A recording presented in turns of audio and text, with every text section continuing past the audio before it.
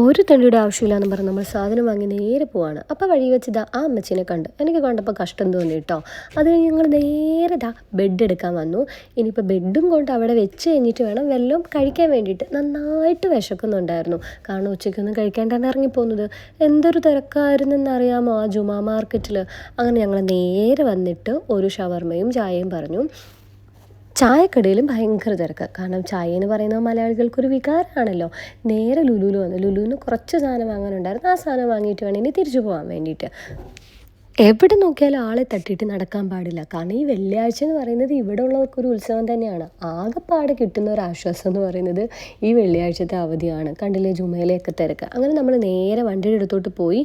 ഇനി ഇതെല്ലാം കൊണ്ട് വീട്ടിൽ ചെന്ന് ഇറക്കി ഇത് ഫിക്സ് ചെയ്യുക എന്നുള്ളതാണ് നമ്മുടെ അടുത്ത പരിപാടി. അങ്ങനെ നമ്മൾ എല്ലാം സെറ്റാക്കിയിട്ടുണ്ട്. അവസാനം ടെസ്റ്റർമാർ അതിലിരുന്ന് ടെസ്റ്റും ചെയ്തു. അപ്പം ഓൾ സെറ്റ്. Bye bye. അടുത്ത വീഡിയോയിൽ കാണാം.